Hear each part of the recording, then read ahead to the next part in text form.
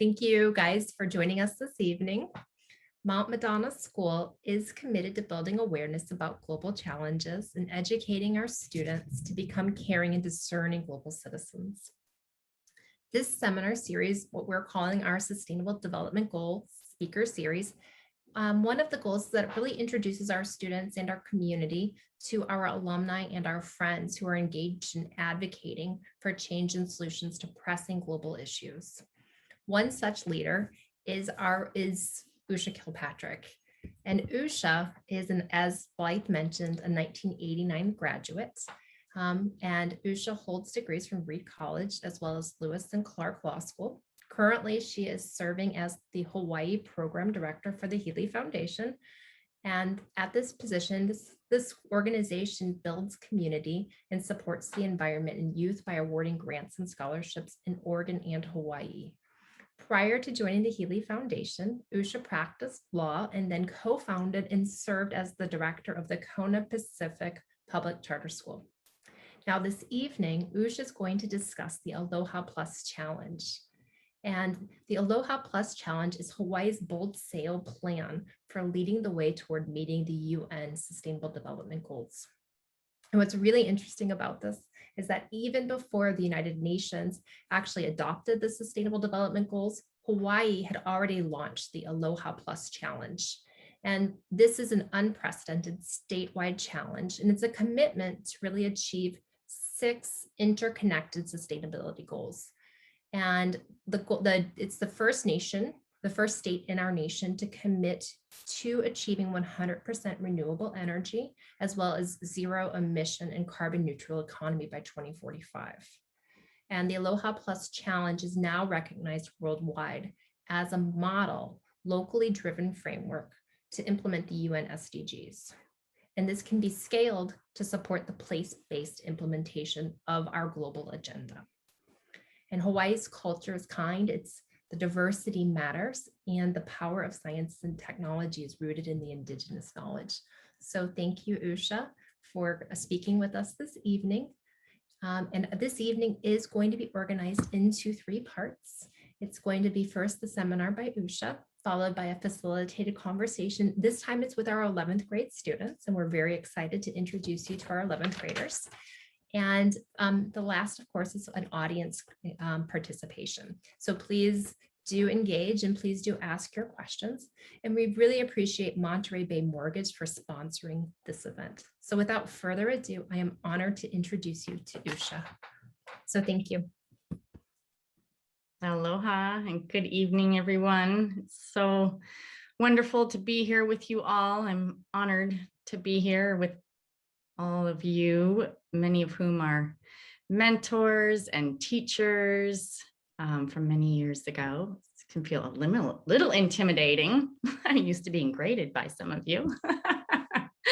Well, I would like to just start this evening with an exercise called Kilo, which is an exercise that we often do in Hawaii at the beginning of a meeting or a gathering. And it's really a way to ground in place, which is a theme of this evening's conversation.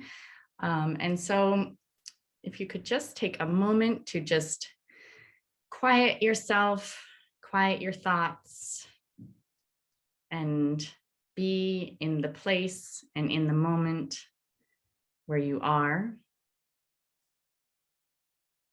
You can have your eyes open and observe what you see around you. Listen to what you hear. Smell the smells that you smell. If you can feel any breezes or wind, feel that.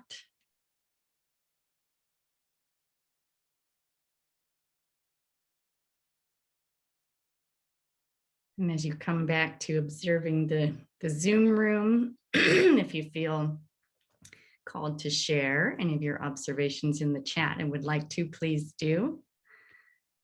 I'm calling in from northern Washington, where the predominant noise right now is some whipping wind. So we hope that the electricity and everything holds out. So thank you all again for joining. I'm excited to be here and to share share some of my observations about an area that I'm learning more about. We'll probably notice the sunset and flowers. Thank you. Wind chimes.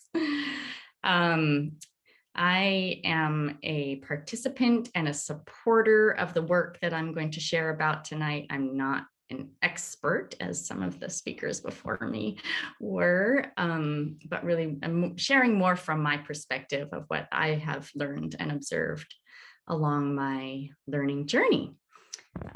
So we'll first get started with a little bit about that journey. And I'll share my screen.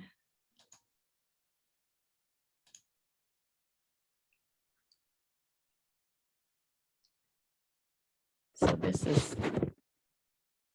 the island of Oahu. And we're here to talk about the Aloha Plus Challenge, Hawaii's bold sail plan for sustainability. So my journey began long ago as I was talking with our Mount Madonna juniors long ago, apparently, before cell phones, at Mount Madonna School. As was mentioned, I was a graduate in 1989, and I was there from 3rd through 12th grade. So this is a back in the day kind of photo and experience. And I'm sure as many of you are seeing this photo and thinking back to the day, many stories are coming to mind, including one of my all-time favorites of the puppies that were born under our classroom and always seemed to find their way to our laps during class. I have a deep appreciation for my time at Mount Madonna and my education and nurturing and the constant encouragement and support that I received to strive to be my best self and to do my best and give to my community. So I feel grateful. So following Mount Madonna, I lived in Portland, Oregon, where I attended law school and started a family. And then in 2001, moved to Hawaii, which for the ocean lovers in the 11th grade, which I learned about moments ago, is the most remote landmass in the world. So as much ocean as you could possibly want. I live on the island of Hawaii, in the Moku or district of Kona, in the Ahupua'a of Kealakekua, in Kealakekua Bay. And I share this because part of what's powerful about Hawaii and living in Hawaii and working in Hawaii is the deep connection to a sense of place that we experience and that is honored and emphasized by the culture. And one of my mentors, a Hawaiian woman that I often call when I have questions about Hawaiian culture and experience, has shared with me that one of the ways that we can show reverence and honoring for place is to learn the real names of the place where we live. So I'm working on it. So I began my deep dive into learning about place and culture in Hawaii as the director at Kona Pacific Public Charter School, which is a place and culture-based charter school for kindergarten through 12th grade students. And when we were preparing as a school to purchase the land on which our campus sits, I asked our kumu or teacher advisor how we could be good stewards to the land. And he said, "We are not stewards of the land. We are in relationship with the land." And in fact, in the Native Hawaiian culture, human life comes not only from your biological parents, but from a spiritual and literal genealogy that ties humans with a bond of kinship to everything in the natural world. So now I'm deepening that relationship and learning journey as the Hawai'i Program Director for the Healy Foundation, family foundation that supports organizations in Oregon and Hawaii working to support youth and environment and community. And in particular, we focus on protecting ecosystems, addressing climate change, reducing childhood poverty, and providing youth with advocacy and quality education. And I find that most of our partner organizations in Hawaii are deeply rooted in community and are engaged in community-based resource management. So we are connected to place and responsive to community in that work. We're also working within the larger setting of county and state policy. And we are fortunate, whoops, I advanced one too many slides. Go back. We are fortunate to be working in a state that has set ambitious goals for environmental and community sustainability and is really leading the way nationwide in many ways. One of the first and most visible ways was the adoption of the Aloha Plus Challenge, as Anne mentioned, and that was in 2014. It's an unprecedented statewide commitment to achieve 6 interconnected sustainability goals. And then again in 2015, Hawaii showed its leadership by committing to achieving 100% renewable energy by 2045, making it the first state in the nation to pledge to do that. And now, since that time, 16 additional states have followed suit and have set clean energy goals as well.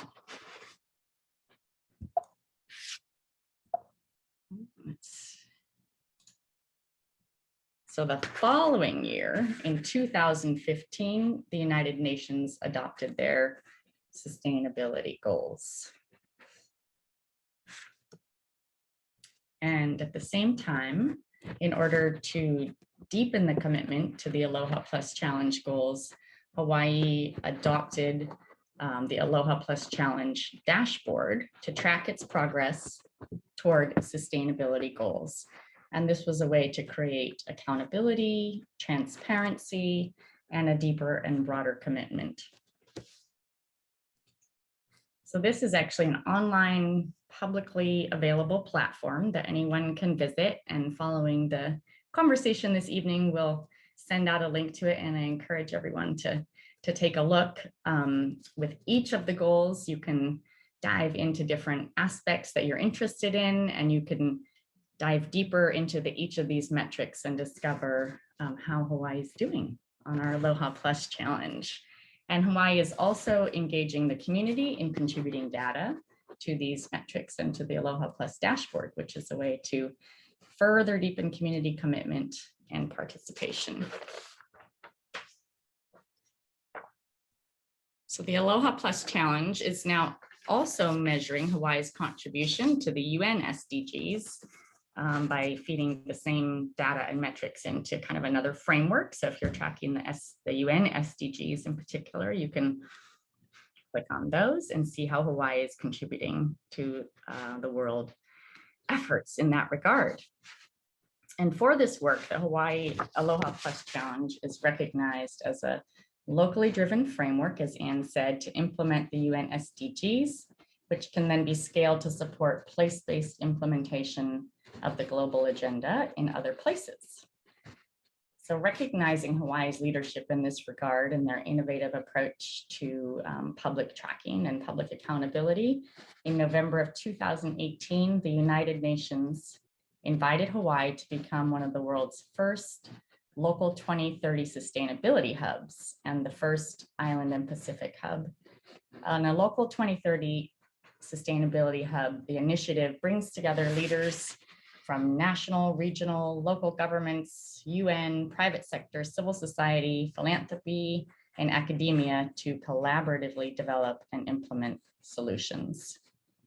And so this UN invitation was extended in recognition of Hawaii's innovative open data dashboard, as well as Hawaii's commitment to collaboration and developing culturally appropriate place-based strategies to achieve the goals.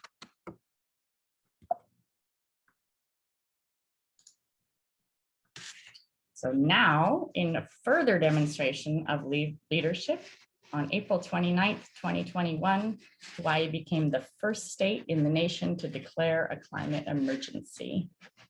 A couple of the Hawaii's counties had already declared, but it's the first state in the nation as a state to declare a climate emergency. And this declaration recognizes climate change as an existential threat to humanity and the world. It highlights a request for statewide collaboration toward an immediate and just transition.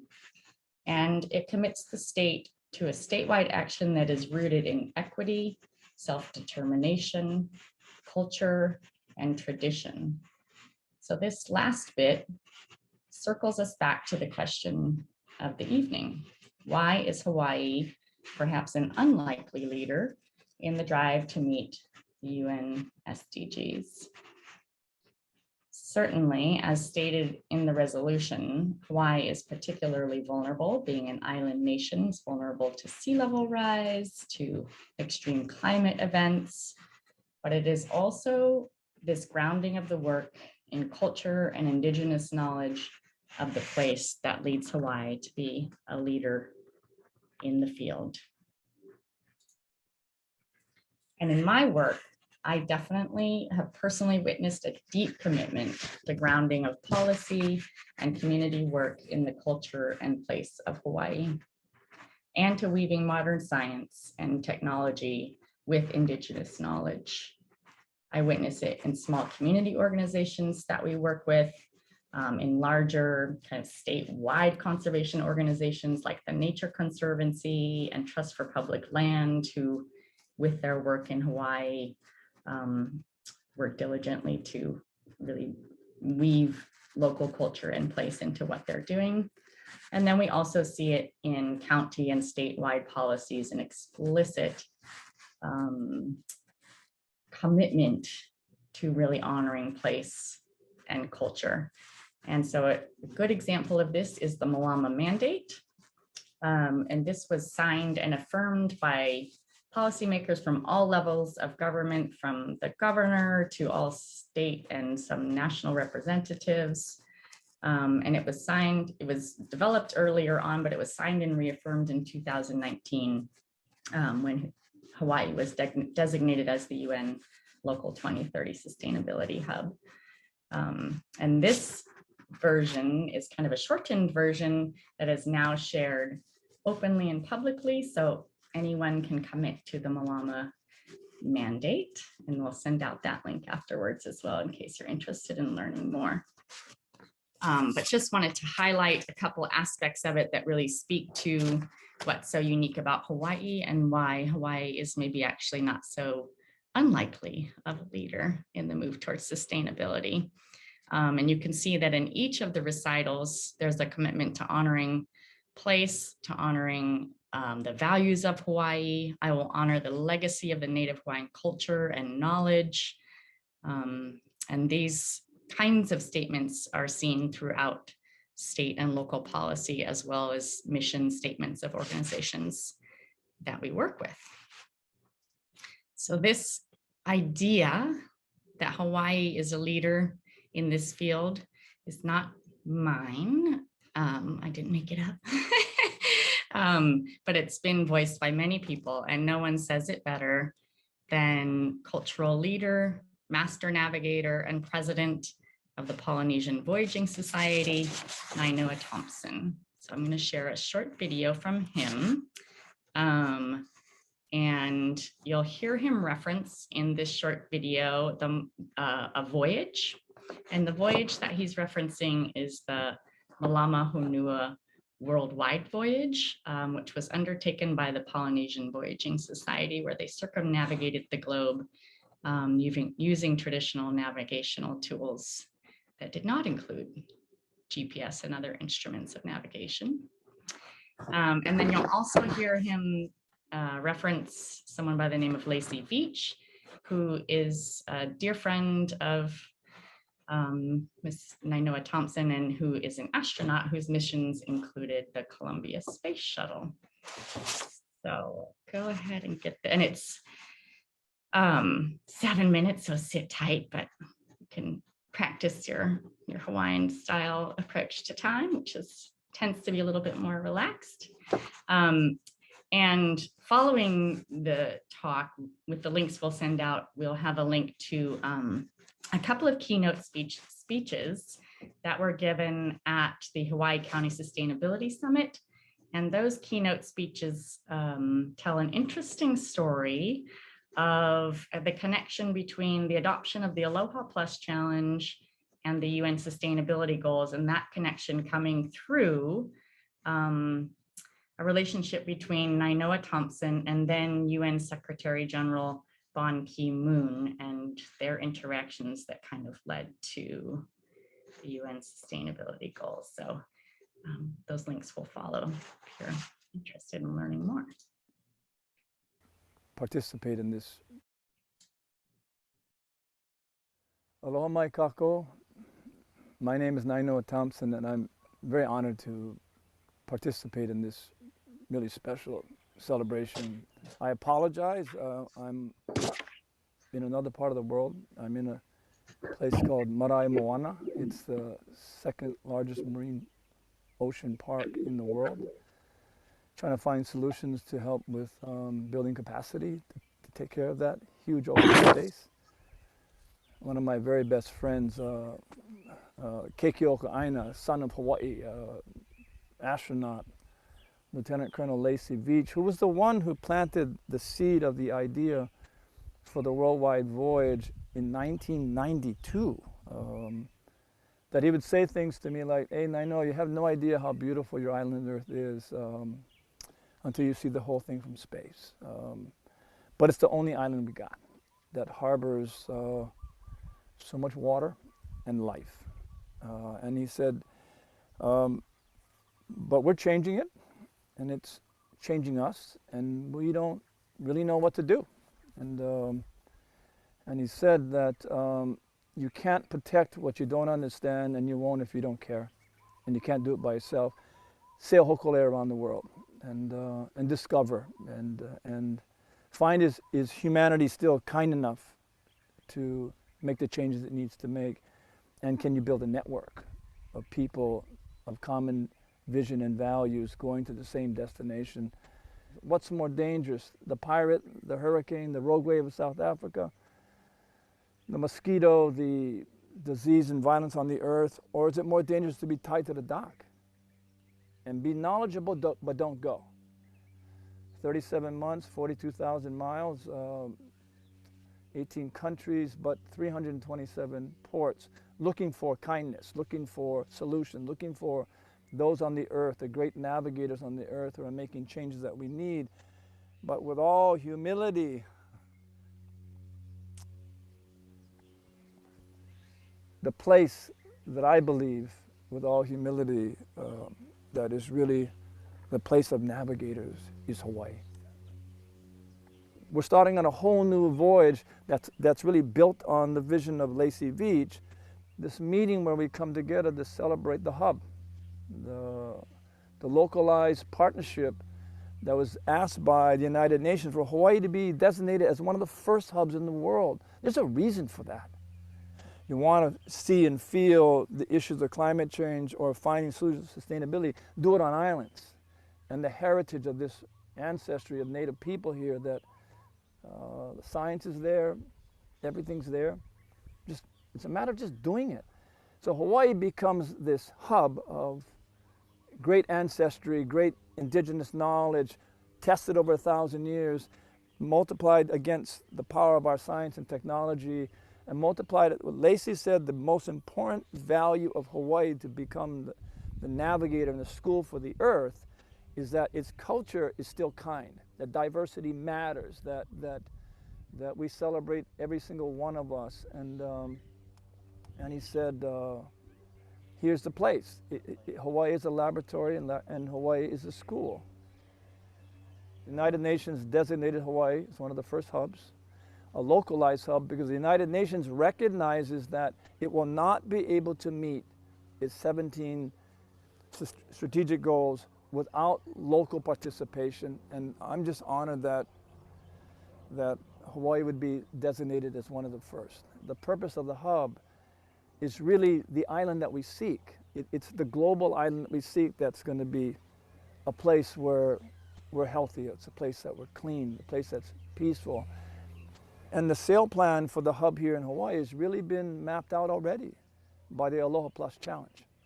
It's there. The sail plan that heads us to better leadership decisions, better policies, and a way to allow community to be a part of something extraordinarily special in their own homeland. The vehicle that carries us is, in my opinion, is Hawaii Green Growth. It's the va'a, it's the voyaging canoe. It's the platform that carries all of us in a common path to a common destination, which is required to meet the challenge that we need to meet today. And then I think the crew of this extraordinary voyage is really, it's really the values that are deeply embedded in the Malama Mandate. In the Malama Mandate, everything in there helps us find out why our lives are important and why we can participate in something extraordinarily special. Every single one of us. I love it. I love the sail plan. The only question I'm asking the room that we need is, who's the navigator? Who's going to navigate this? And to me, it's where I go back to Lacey, where he said, Hawaii needs to become the school for the earth. Hawaii should be a place where we come together and invest in our young people, believe in our young people, give them opportunity, give them hope, keep them home, and help train them to be the navigators in their generation that we couldn't find in ours because we weren't trained. We weren't trained. Our schools weren't designed that way. So I am just mildly, softly pushing that we bring education into the fold at a very, very strong priority, and an investment by our schools in Hawaii and our universities to be a place where the world will know, if you want to find a navigator, go to Hawaii. And with that, I wish you all the best. I want to thank Hawaii Green Growth for their extraordinary leadership and navigation, and thank everybody for being here in this most important day. And I do it not just on behalf of Lacey, but I do it for those who are not here that struggled a lifetime, like Kenny Brown or Pinky Thompson and others who are not here that need to be brought into the room and celebrated. So thank you very much.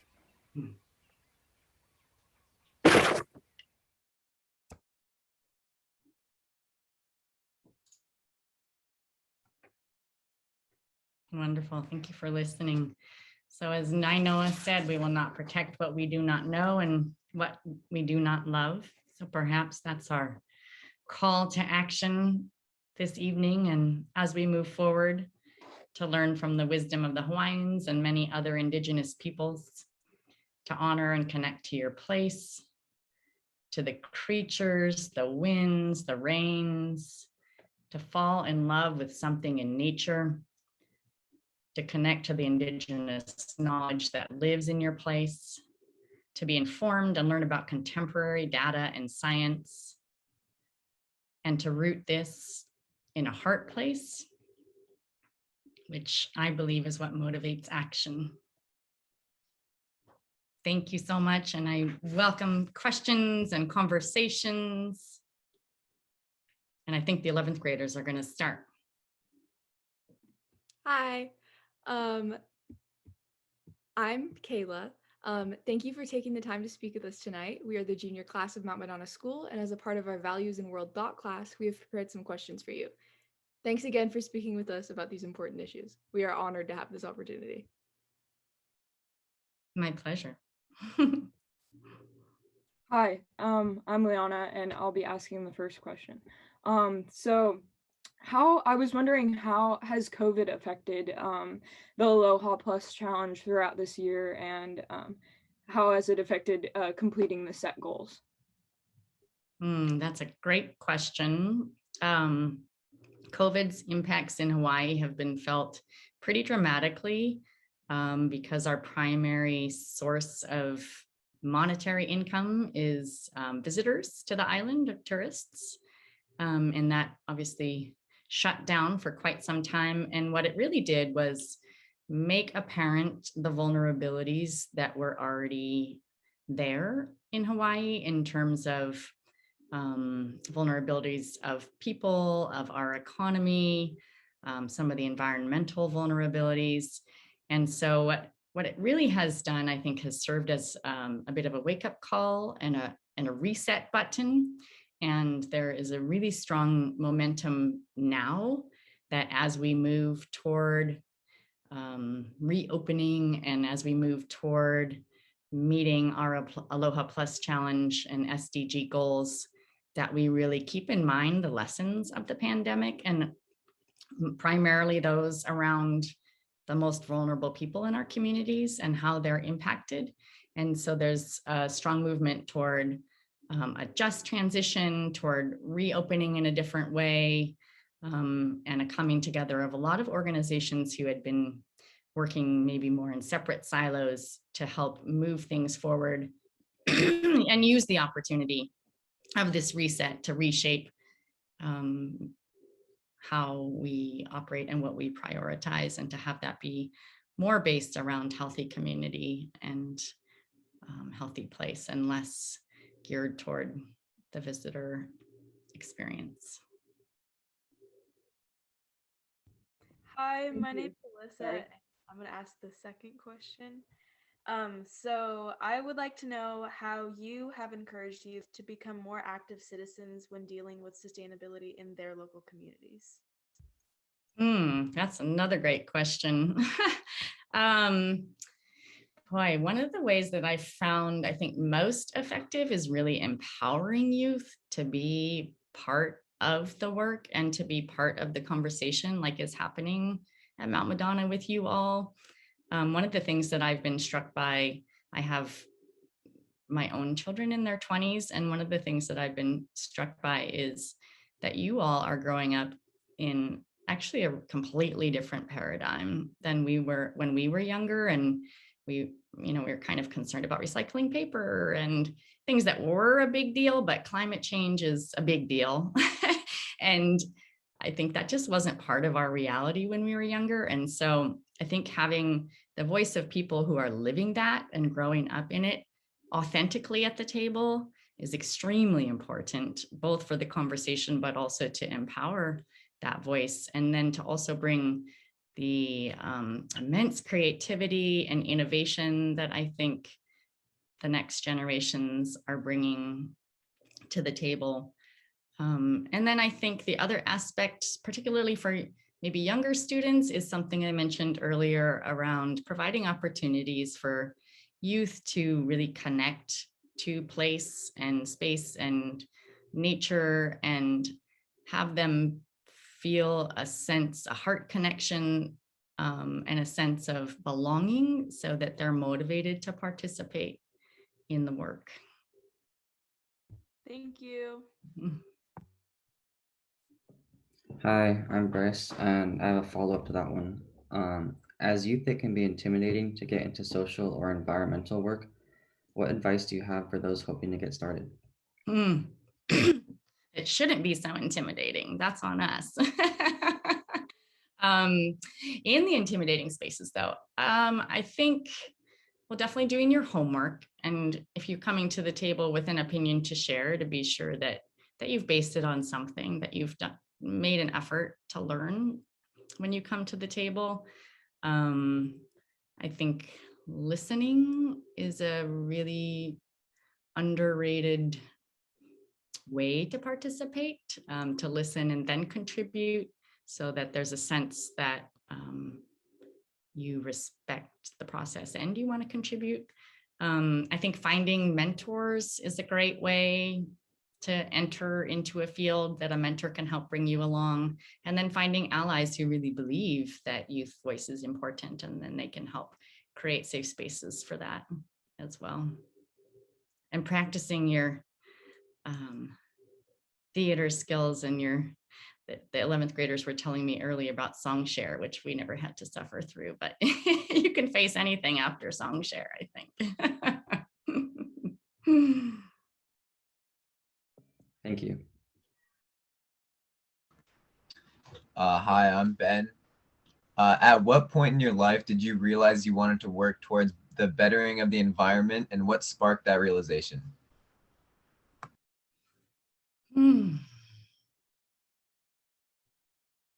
That's a good question. I went to law school at a school that's specifically known for environmental law, and I actually did not focus on environmental law. I felt more drawn to focusing on education issues. But I think the deeper connected I became to Hawaii, the deeper I felt the call to really preserve and care for the place. Life in Hawaii is so connected to nature that you really, I think, feel it on a different level. And then also working with the Healy Foundation, I've learned so much more about what all the issues are, which is very motivating to understand the urgency of it. And then, of course, my own children who are deeply enmeshed in the work and have been a great source of learning. And I think, like I said earlier, I think when we were younger, the urgency of it wasn't as apparent. And so I think the urgency of it now is part of my motivation, that we really don't have any choice but to address this.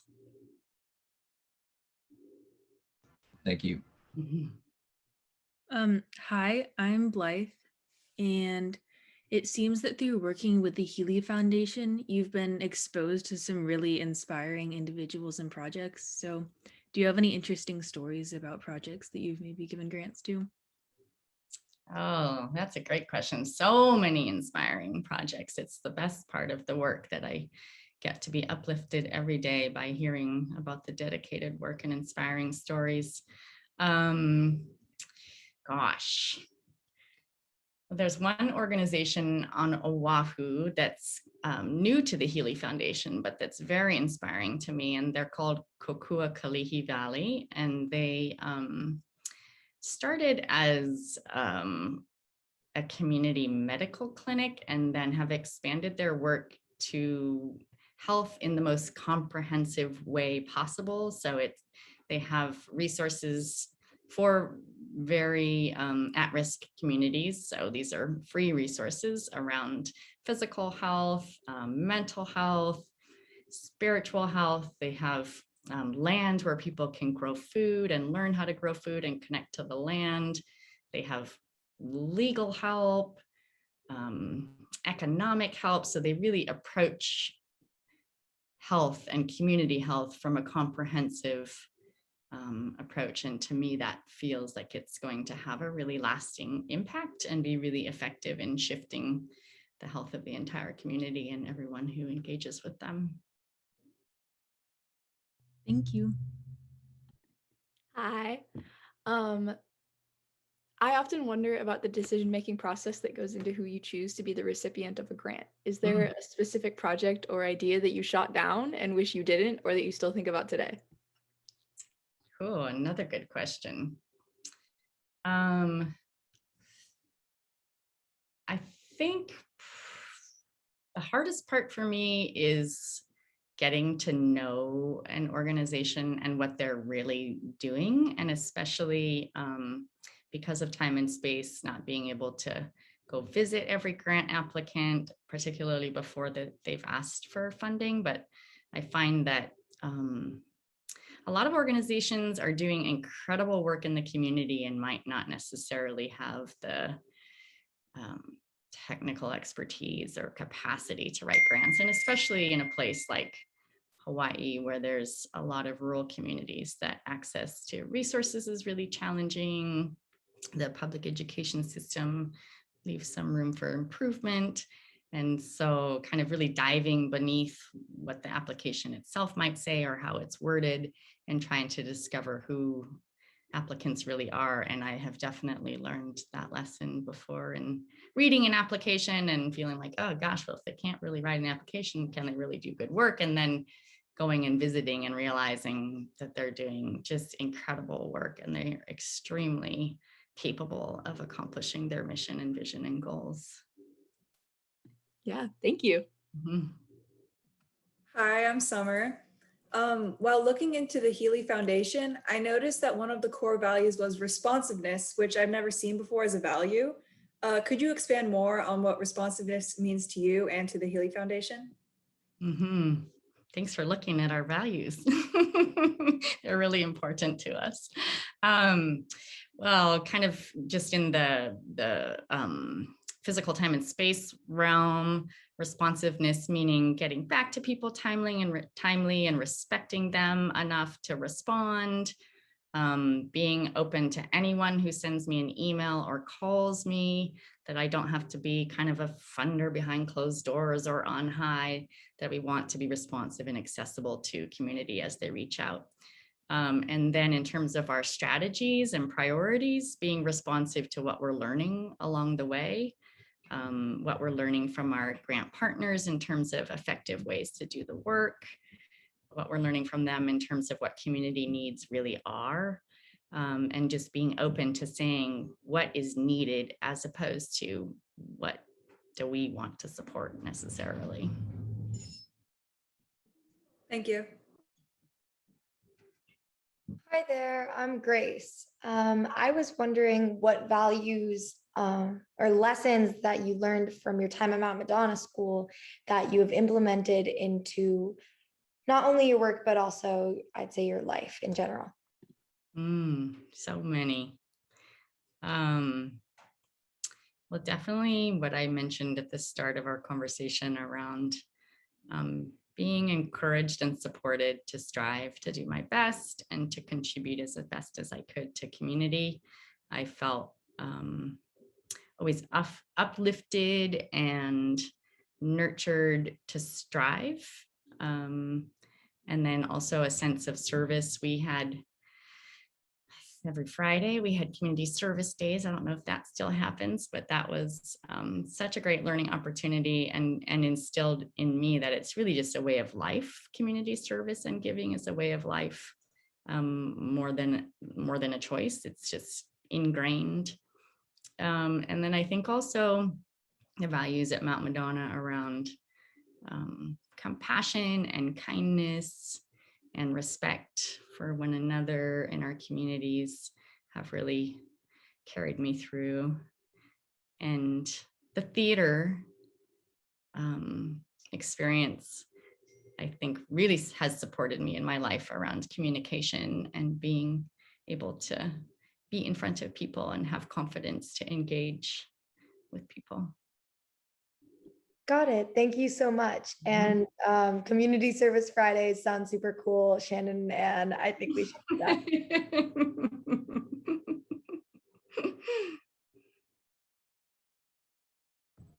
Hi, I'm Addie. Given the current climate crisis in like your work, do you think that the world is changing for the better to fight climate change? I think the world is changing for the better, definitely in the sense of urgency that seems to be acknowledged by more and more people and by kind of the world community together. I think another kind of positive side of the climate crisis is the incentive to collaborate between nations and states and communities, that it really is apparent how critical it is that we all work together to address this. And I think, you know, to kind of circle back to my experience in Hawaii, I think there is a growing movement toward acknowledging the wisdom of the indigenous peoples and trying to weave that into current strategy. And that seems to, I think, be coming forward more strongly through this climate crisis. Awesome, thank you. Thank you, Usha. That's the end of the questions from the students, and I think that we're going to open it up to questions from the audience now. Thank you very much. Thank you for the great questions. So I actually have a question. I was wondering, as an island nation, do you believe that natural disasters might have contributed or accelerated Hawaii's desire and really being in the forefront to address these, to address climate change and to address sustainability? Or do you think that the kindness and the culture itself was what actually was the impetus for creating the Aloha Plus Challenge or some combination thereof? I think it's probably both. I think Hawaii's vulnerability to the effects of climate change is pretty extreme, and in particularly because most of our food, 90% of our food, unfortunately, comes via barge. So that's something that an extreme weather event can certainly disrupt. And in addition to medications and other necessary items, we are pretty at the whim right now. Fortunately, the Suez Canal was not a direct avenue to, to Hawaii. So I think it's a huge motivating factor that the realities are extremely apparent and dire for Hawaii in terms of the consequences of climate change. And then I think the ability to be able to move something forward like the Aloha Plus Challenge with such unanimity and such rootedness in the local communities and organizations is probably due a lot to the cultural component. Following up on what you just said, are people trying to do something to reduce that 90% number? Is that one of the actions being taken? Because that seems crazy. It is crazy. And there's a very strong movement toward food sustainability. It's been kind of piecemeal up until now. And over the past about year and a half, there have been some more concerted efforts to really map out the food system and who's doing what and where are the holes and where are the leverage points. So there's some multi-stakeholder processes going on right now statewide to map out why we're still at 90% despite these kind of piecemeal efforts. And then also really recognizing that regenerative agriculture can be a source of climate mitigation. So that addresses kind of that issue as well. And then really the premise of this statewide multi-stakeholder effort is that if you get food right, you get everything right. That if we can really address the food system in terms of equity, access, environmental health, real living, cost of living, land access, that if we can get that right, we really solve for a lot of other challenges that are happening in community in addition to food and climate. Prabha put in the chat, loving all this information and knowledge around the urgency. It feels like in everyday life, the master navigators are few and far between. How do you see us supporting more of that type of wisdom becoming more mainstream? Wow. Gosh, I mean, I think places like Mount Madonna that connect people to really being visionaries and connect people to their own inner leader. And as Nainoa said, really focusing as a goal in our education on raising up leaders. And that doesn't mean they have to be leaders like leaders of an organization, but their own personal leadership in their own lives and contributing to their communities in whatever way they can toward positive change. I think if we can have that as an explicit goal in our public education system, hopefully more master navigators will come out of it. And then providing opportunities for apprenticeship and mentorship with the master navigators we have. Hopefully that knowledge won't die out. Usha, I want to say that I'm happy that we have a Hawaiian navigator in our midst. Thank you for being with us. And I want to ask you how the sovereignty movement is affecting or being affected by this challenge. Another great question, because there's state policy that's really forwarding the work, and then there's a whole aspect of folks in Hawaii who believe strongly in the sovereignty movement. And for those who aren't familiar with it, I encourage you to read a little bit about Hawaiian history, but the process by which Hawaii became a state is questionable in terms of legality and the effect of it. And so there's definitely still a strong and growing movement toward sovereignty. I think there's also collaboration happening in that realm, that a lot of the work to solve for climate issues, to solve for vulnerability to climate change, there's intersection of the policy work with the impacts on those who are most impacted by them, which tend to be the Native Hawaiian population, disenfranchised Native Hawaiian population. So there's definitely some crossover and some strengthening of the movement through this work. And then also relating back to the question about COVID, post-COVID, there's been a really strong movement toward building back better, and in doing so, really basing that on Hawaiian culture and knowledge and leadership. And there's a website, if you're interested to look at, called Aloha Aina Economic Futures. And the Aloha Aina movement really kind of captures that aspect of how can we empower Native Hawaiians to be in their place meaningfully and participate meaningfully. But I think, I think there's probably still a tension, Dinand, between the folks who want to support the state policy moving forward toward Aloha Aina and the folks who are saying it shouldn't even be a state policy to begin with. And I guess I also wonder, in California, I wonder what steps we could start taking to become more regionally sustainable, because I think if we started regionally, more locally, we could interconnect and start weaving a fabric together to make us sustainable. And I wonder if the dashboard could give us some insight in how to do that, or what you might recommend for that. Mm-hmm.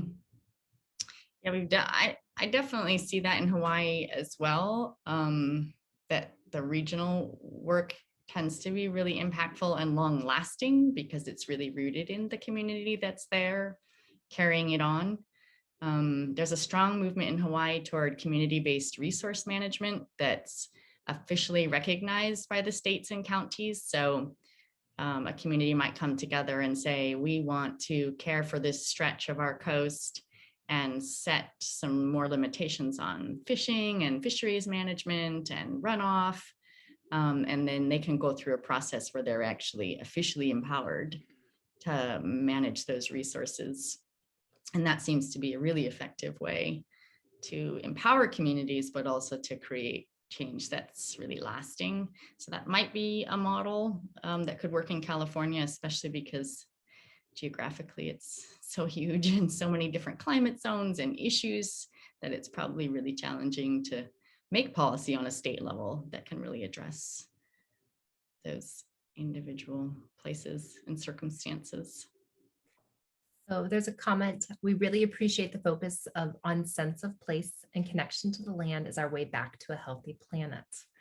And we certainly want to honor everyone's time this evening. But we really are greatly appreciative to you for speaking with us and sharing your insight about what Hawaii is doing, and sharing your wisdom with your own life experiences, particularly with our junior students, our class. And we certainly would like to keep in touch and learn and continue learning how Hawaii is doing and progressing in this.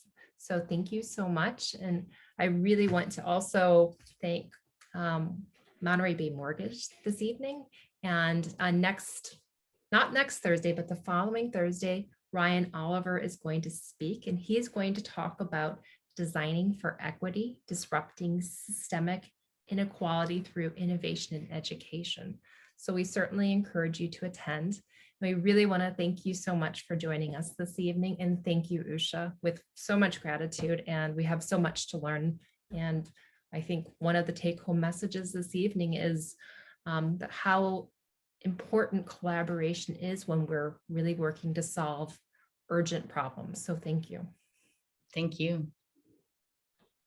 Thanks, Usha. Thank you.